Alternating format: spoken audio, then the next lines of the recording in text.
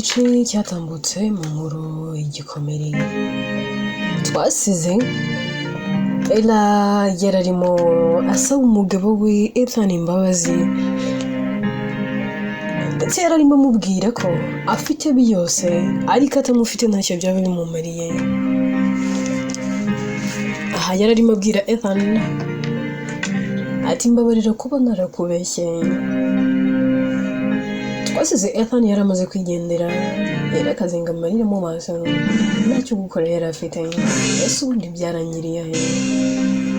Munyemerere n'ubundi inkuru yacu tuyihiri kuri Ella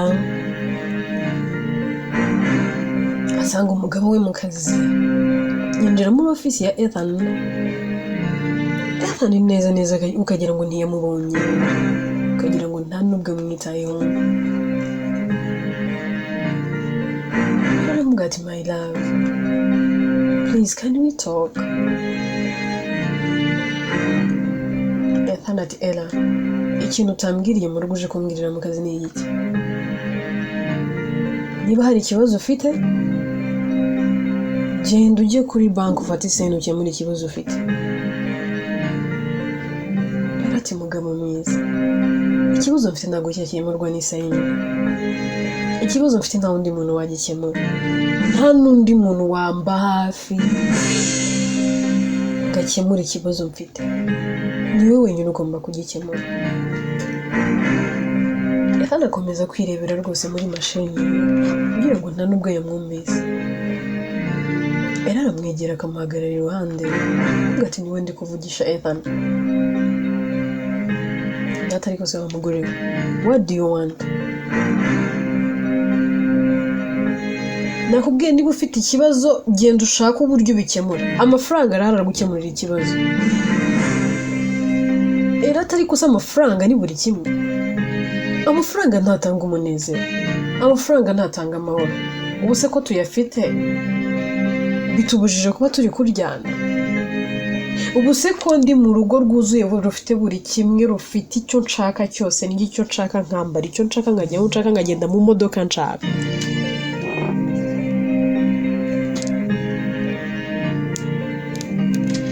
Bimbujije kuba ndi umunyamubabaro. Ethan nkumbuye Ethan wa kera, wa wundi wambonaga kanezero, wa wundi watahaga nyishimye, wa wundi wambwiraga ko ankunda buri munsi, wa wundi twakoranye ubukwe anyishimye. Ethan ndi kubona uyu munsi ntago ari umugabo wanjye nzi, warahindutse. Ethan rero akagira umujinya akarakara agahaguruka areba umugore we mu maso n'uburakari bwinshi akavuga ati Ella uwo Ethan yarapfuye ntawe ukibaho. Ethan w'uyu munsi atandukanye n'uwuzi. Nk'uko nabikubwiye wambuze umunsi ufata icyemezo cyo kumbeshya. Ese ubundi wabitewe n'iki? Ugiye kumbwira ngo byose wabitewe n'urukundo? No way, I can't believe it. How comes? Umuntu ukunda ntago wamubeshya. Ati byose nabikoze ko nayo mfite ubwoba bwo kukubura. Nabonaga nguhanganiyeho n'abandi bantu benshi. Ethan ati niba wari wiyizeye ubizi neza ko nkunda wagombaga gutegereza ahari igihe cyari kuzagera ukabona ko ari we mukobwa nkwiriye, ukabona ko ari wowe rukundo nkwiriye. Ati biragoye, wakundaga Ayla cyane,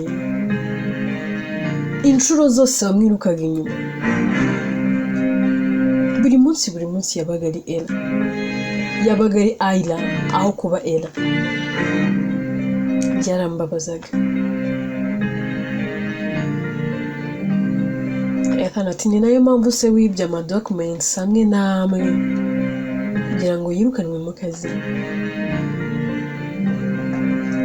Ella ati Ethan aho ntahayise, aka kanya turi kureba ku mubano wanjye nawe, basi reka ibi tubikorera urugo rwawe, n'ahazaza h'umuryango wacu. Ethan araseka. Umuryango wacu? Wowe muryango? Umwana twiza se? Nabura sinda watwise ikavamo. Wowe muryango? Erega kakanya mpfuye nta muzungura nagira. Ninde wundi wansimbura? Uritera ukambeshya ngo uratwite udatwite? Era warambabaje. Warambabaje, iki ni igikomere wanteye. Azi ko nzapfa gukira vuba pe. Ahubwo mbabare nsohokere muri office. Era ati ntabwo nyisohoka muri office y'umugabo wanjye, mfite uburenganzira bwo kuyizamo. Ethan ati ngo hamagarire Owen isa kunsohorerera.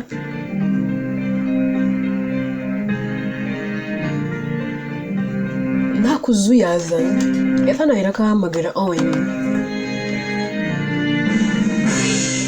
Akamubwira ati mbabarira unsohorere uyu mugore. Owen ati ngo iki boss, uyu ni mabuja.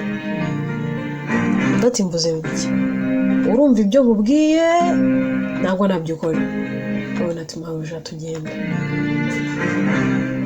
Era arasohoka, ariko agasohokana umubabaro mwinshi, ubona ntacyo gukora, n'ikintu na gito afite. Agira atya agafata telefone ye agahamagara.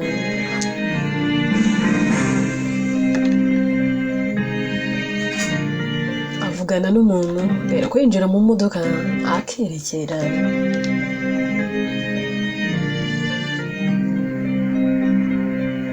Era aragenda akicara hano.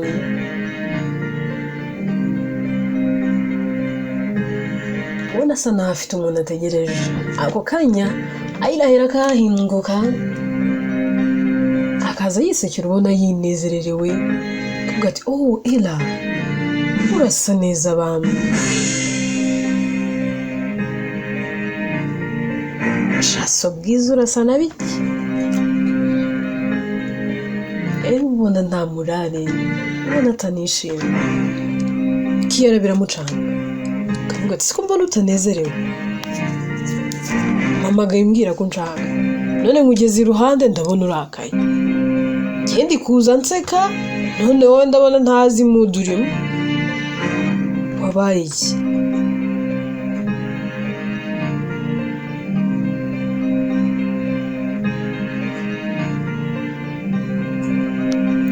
Shabyiyorera.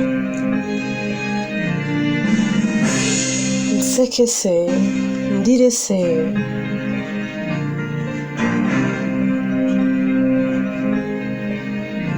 Nkora iki koko Ayla? Kiyala, mfite ibibazo. Ndumva ngiye gusara. Ndumva nataye umutwe.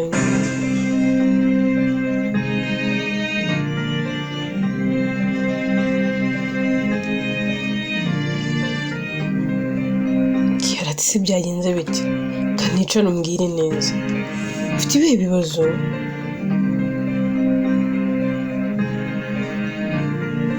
Wabaye iki?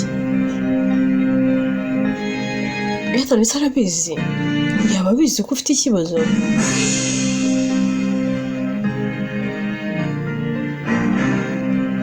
Yaratirega ikibazo mfite. N'ubundi kiri guturuka kuri we.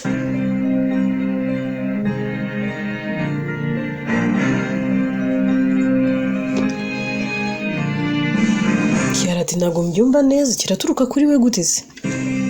Mu buhe buryo? Ntabwo mubaye neza se, ntabwo mumeranye neza? Ati Kiyana, mbere na mbere reka mbanze ngusaba imbabazi. Nubwa mbere nateye intambwe nkaguhamagara. Nubwa mbere nakumva ko nta wundi muntu mfite nshobora kubwira utari wowe. Ndabizi ko Ethan akumva. Ndabizi neza ko umuganirije hari ibintu byinshi byahinduka mu rugo rwacu. Ariko basi reka mbanze ngusaba imbabazi. kera narakwangaga pe yaratari ko ngiye nari mbizi ati wari ubizi ko nkwanga ati cyane none se narabibonaga riga nabibonaga ko utankunda kandi nicyo wamoraga cyaragaragaraga ntabwo shawe rwose urindwanya ntabwo wigeze uva ku izima kandi already byahendeye umwegukanye n'umugabo wawe ndabizi ko wamoraga Ethan ati se burya wari ubizi na mbere hose ati yes of course I knew it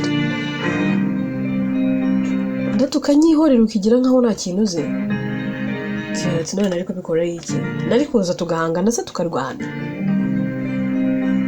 niyo kweretse ko kwanga uhisha yuko ubizi nanjye nibwo buryo bwiza nakoresheje kugira ngo nyine akazi kanjye kagende neza nubwo nyine n'ubundi na nyuma byaje kurangira nkavuyemo kandi kubera wowe ati nabyo urabizi se ati nta kintu na kimwe ntazi inshuti yanjye byose ndabizi ariko nyine njye ntabwo mbika inzika gusa nyine nkubwije ukuri ndabiza ko bari nka mbere bikiba ntabwo ari kumamagara ngo nze hano ari namba zawe nari ngifite namba zawe nongeye kuzitunga nyine ubukwe bwawe bwegereje kandi nabwo nabikoreye Ethan gusa narakubabariye si ngombwa ngo ujye kunyibutsa ko ari wowe wari waratwaye amadokima ari wowe watumye nirukanwa mu kazi nubwo nyuma nanyuze mu buzima bugoye bushaririye ariko hari wenda byari ngombwa kuko byamfunguye ku maso ndiga ndamenya ikiremwa muntu nubwo umuntu nyine bigoye kumumenya 100% ariko ntago nyine iyo ntaza kunyura mu nzira nanyuzemo ntago byari gutuma mbundi uyu munsi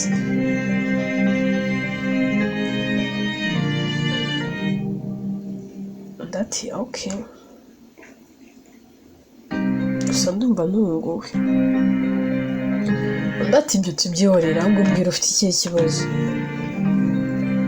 ndati kera ndi mu bibazo njyewe ubwanjye nikururiye abeshya umugabo wanjye mbona hari aribwo buryo bwiza njye nawe tuzabanamo mbona aribwo ubuzima bwiza njye nawe buzatangira ntabwo nari nzi ko ndi kwibeshya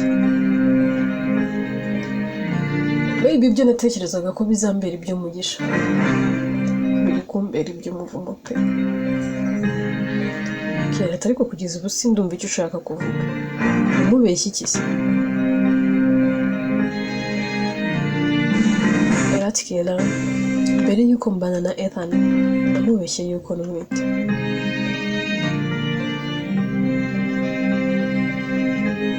nari nzi ko nitumara kubana nangwa se tuzajya kubana already yaranteye inda ariko ntabwo byigeze bikunda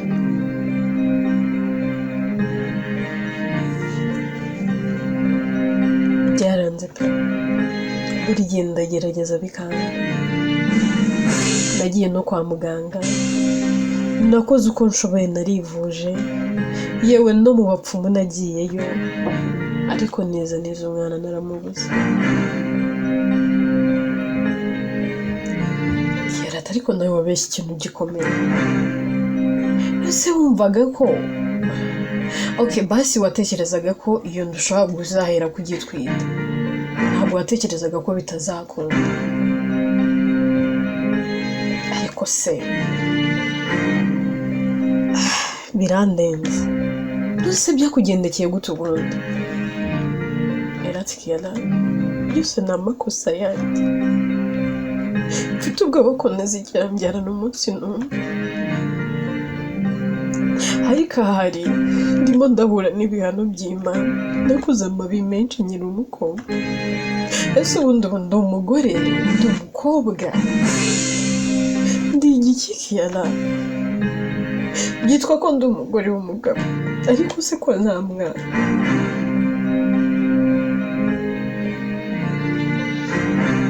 sinzi uwo ndiwe kano kanya Ethan yarandakariye Ethan ntagishaka kumvugisha turahura akancaho nk'ahatanze turara mu cyumba kimwe ntawe uvugisha undi ibaze kuryama mu buriri bumwe n'umuntu agutera umugongo akaba atanakubwira ngo ntabura urare neza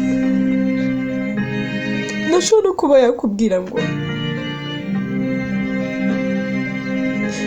basi waramutse ute ibyishimo n'umunezero nabikiranga iwanjye mu rugo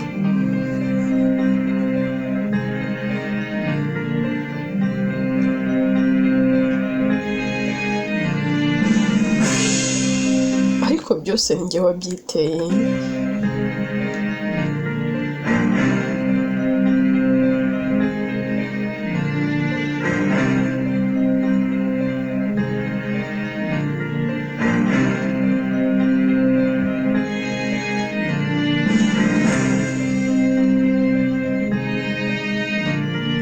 iyo nza kuba base narashatse ikindi kintu mubeshya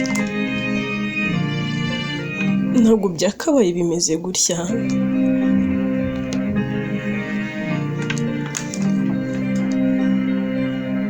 ati ndakumva none se ubundi byakugendekeye gute kwa muganga bakubwiye ko ufite ikihe kibazo ati kiyada nta kibazo na kimwe kwa muganga babona bambwiye ko nta kibazo mfite ariko ndagifite kamubwira natangiye kujya muri family planning mfite imyaka 16 urumva nari ndi muto cyane kirahira ko yikanga ngo wagiye muri family planning when you was 16 years old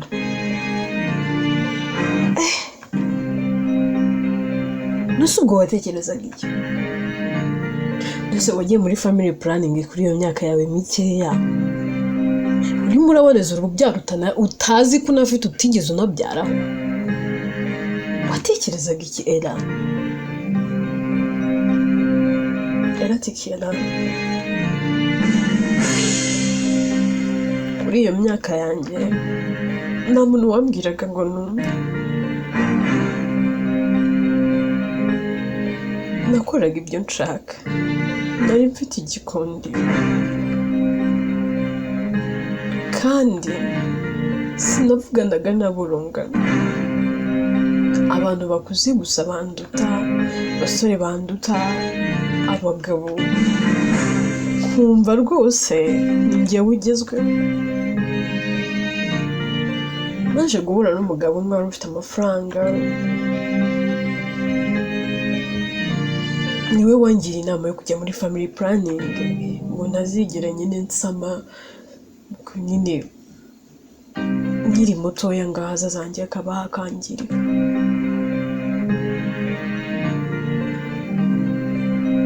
nyine nanjye ndabikora numvaga nyine ari sawa ntacyo bitwaye ndatugoda era watekerezaga iki kuko kubimbwiye neza utura tukanyiruka mu mubiri wagira ngo bibaye none ahangaha hanyuma ukomeza muri ubwo buzima nyine urumva nakomeje kubaho ubwo buzima ngejeje imyaka 19 ndibaza ko ntanda ndatukita ngo naburi navemo nabwirwa n'iki niba nshobora kuba nabyara family planning cyo gihe narayihagaritse ndayihagarika mbaho ngaho ndagerageza ndatryinga ngo ndebe ko nabura nanasama biranga pe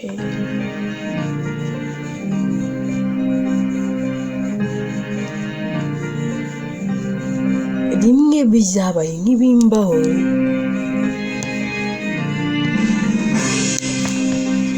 ariko bimbaho nabiteguye ntanabishakaga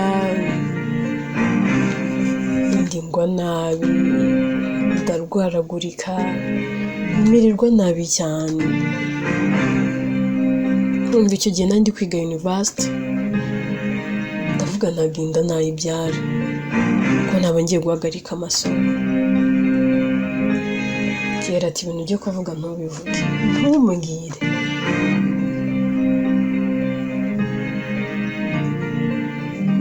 Undi ati nyine narabikoze, ibyo utekereje narabikoze. Kera ati nyuma yo kubikora ati nyine narongeye nsubira muri family planning kuko ikintu cyari kimaze kumbaho nanyuze mu buribwe numva ngize ubwoba. Urumva rero nyuma y'uko ntangiye kuryamana na Ethan nabaye nk'uyihagaritse, ariko nari maze imyaka myinshi nyirira. Niyo mpamvu rero ahari wenda byanze. Kera ati nyine ubwo wabaye muri family planning iyi myaka irenga ingahe? Niba ubwo nanabara neza ushobora no kubirenga 5. Si ubwo watekerezaga iki koko Ena? Kuki wahisemo gukora amabara nk'ayo?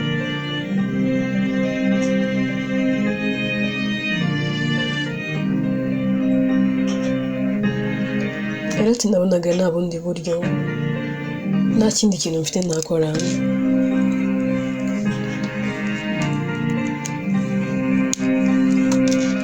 Numvaga ko kuba najya muri family planning ari byo byonyine bishobora kundinda kuko rigakira. Wenda hari wowe wagize chance yo gukorera mu buzima bwiza,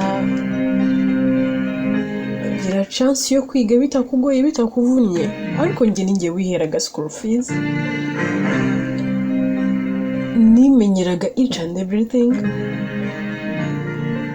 Ndagira ngo nkubwire ngo data wambyaye yari umuntu yarinyweraga gusa agasinda. Mu rugo batubyaye turinda hekana twara abana benshi cyane.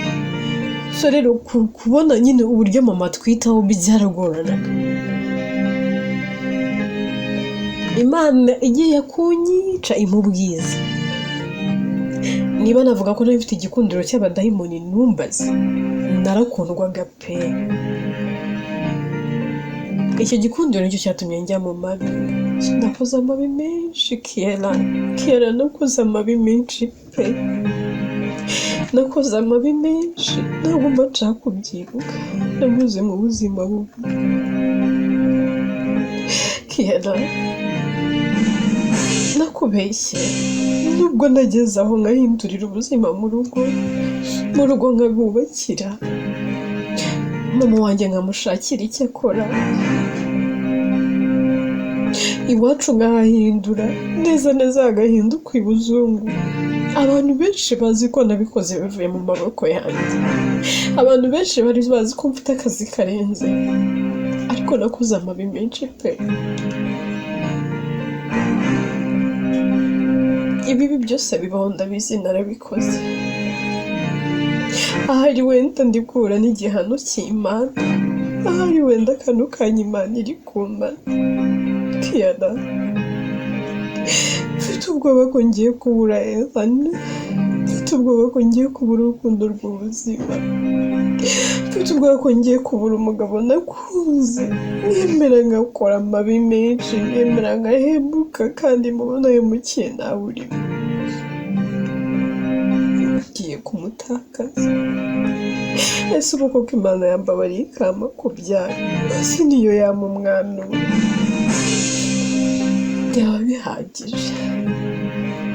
Ahari wenda Ethan yakongera akangirira urukundo, ahari wenda Ethan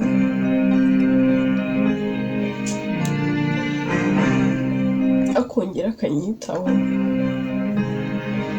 kuko bitari ibyo ndabona nta munezero uzigera wongera kurangwa mu rugo rwacu. Bizagorana pe. Kera n'ukuri mfasha, ngira inama nkora iki? Nta ndwara ndwaye, nta kibazo mfite nta hantu n'ahantu hatuma abana nabura ngo wenda abadogita bambwira ngo bizanyura muri izi nzira reka tukuvure muri ubu buryo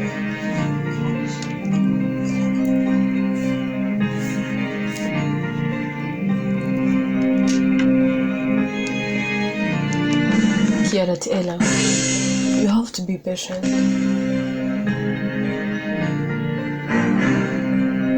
Ukemera hahise hawe ukahaganiriza umugabo wawe ntabwo ari ngombwa ngo umubwire ukuri kose basi wamusaba mukajya kwa muganga nimbi bakabapima akabumenye ko nta kibazo gihari mugategereza mwembi nyine mukicara mutegereje kugeza igihe nyine Imana izabatera iteka ikaba urubyaro Kiara numva kuko bizakunda numva bizashoboka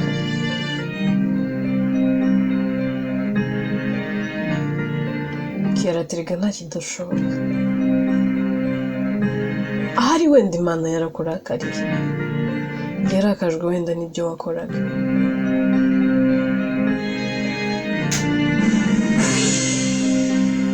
Kiara nakubwiye n'ubundi reka nkubwize ukuri mbere yuko njya muri family planning nakuyemo inda nyinshi pe nyinshi niba nibuka neza zishobora kuba ziri nka niba atari 9 ni 11 ariko hafi aho ngaho simbyibuka neza ariko zishikamo pe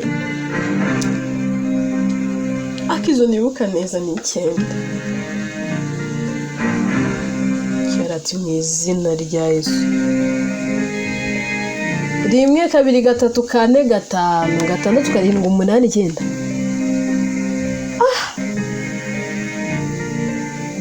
Era none ntabwo ndi bwongere kukoza ngo watekereza biki nabyumvise ko byose abiterwaga n'ubuzima ariko se niba watekerezaga ko ushobora no kwasiga ubuzima baza abo bana bose babaziranenge bari innocent wagiye wambura ubuzima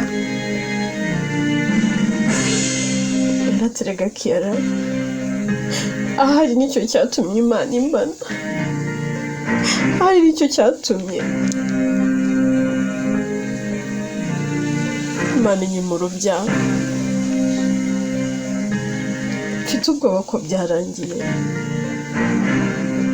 Kiara ko ndumva bitoroshye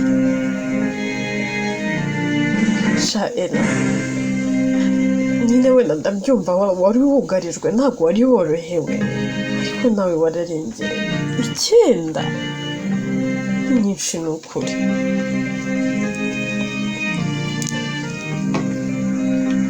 nyinshi pe ariko urabizi ntabwo ngiye kano kanya nzi ikintu nagufasha ariko basi reka njye kureba Ethan ku kazi njye nawe tuganire sigara ahangaha nimara kuganira nawe ndaza nkubwire kangende ngiye nganire nawe ngiye guma ahangaha uhantegerereze ndaza nkuzanira igisubizo cy'ibyo naganiriye na Ethan Kiara ahera ko yerekeza kuri kampani ya Ethan ashikaye agasanga n'undi yicaye muri ofisi hano akimubona aramwenyura akanezerwa kamuyambira ubona mwishimiye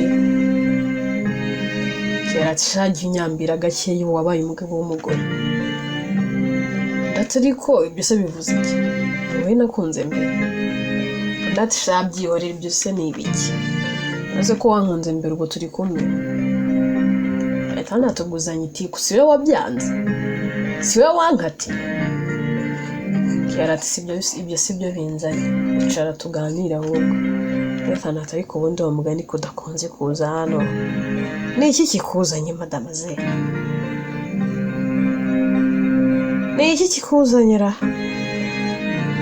Kiara uragenzwa n'iki ati se buriya nkubwire ko ibintu binzanye nanjye ntazi ibyari biri natishagabanye imikino ntabwo mbwira ko uje hano ndati ndashaka ko tuganira ku kibazo ufitanye n'umugore wawe.